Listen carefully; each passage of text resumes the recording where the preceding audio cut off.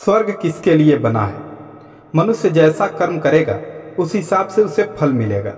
इस कहानी में 4 लोग, राजा, व्यापारी, ब्राह्मण और किसान, मृत्यु के पश्चात स्वर्ग और नरक के दरवाजे पर जाकर खड़े होते हैं। अभी स्वर्ग का दरवाज़ा खुलने में थोड़ा वक्त रहता है तो आपस में ही बातें करने लगते हैं। राजा कहता है, मैं अपनी राज्य की जनता को बड़ा ही ख्याल रखता हूँ, इसलिए स्वर्ग मुझे मिलेगा। व्यापारी कहता है, मैं बहुत ज़्यादा दान पुण्य किया हूँ और लोगों का घर बनवाया है, गरीबों को खाना खिलाया है, इसलिए स्वर्ग का हकदार मैं हूँ।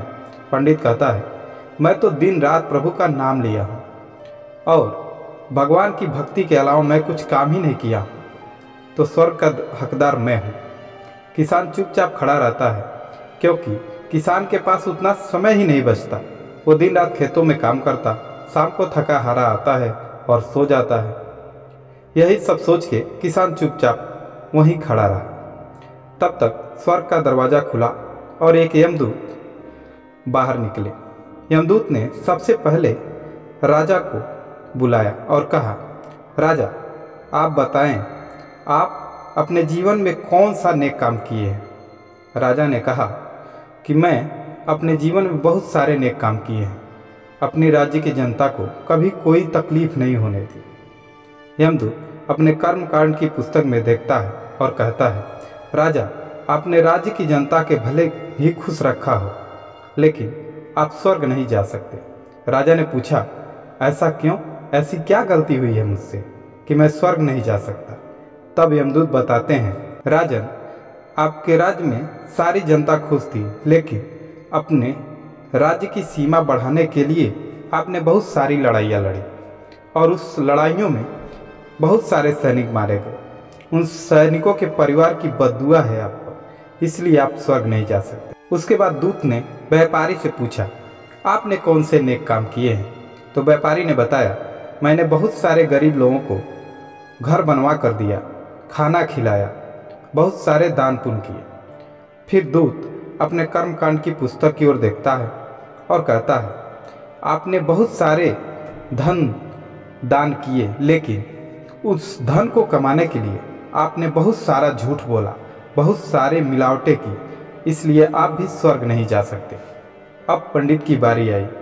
पंडित बोले, भगवान, मैं तो दिन रात भगवान की सेवा में लगा रहता था, भगवान का नाम लेता और कोई काम ही नहीं था मेरे पास, सिर्फ दिन रात भजन करता, भगवान का नाम लेता।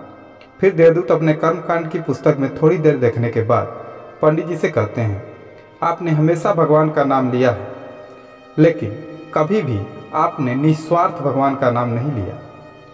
आपने जब भी लिया है तो जजमान को खुश करने के लिए नाम लिया है, इसलिए आपके सारी पूजा पाठ का हकदार जजमान हो गया है, इसलिए आप भी स्वर्ग के भागी नहीं हो सकते। यमदूत अभी कुछ बोलते उससे पहले ही किसान ने कहा, प्रभु, मैंने तो कोई ऐसा काम ही नहीं किया जिससे मैं स्वर्ग में जा सकूं, लेकिन मेरी एक विनती है आपसे कि एक बार मैं स्वर्ग के दरवाजे से झांक कर देखना चाहता हूं कि स्वर्ग किस तरह होता है। तब यमदूत ने कहा, किसान, तुम तो याद करो कभी भी कुछ भी किसी को दान किया हो या कोई भी अच्छा काम अपने जीवन में किए हो। किसान बोला, प्रभु, मैं दिन रात खेतों में काम करता, शाम को थका हारा घर आता और बूढ़े माँ बाप थे, उन्हीं लोगों की थोड़ी सेवा की है। हाँ, एक बार मैंने एक कुत्ते को भोजन कराया है। एक बार की बात है, जब मैं भोजन पे बैठा था तभी वहाँ एक भूखा कुत्ता आया। वो बहुत ज़्यादा भूखा था और भूख के कारण वो सही से चल भी नहीं पा रहा था और खाना खाने में बैठा था, लेकिन मैं भी बहुत भूखा था।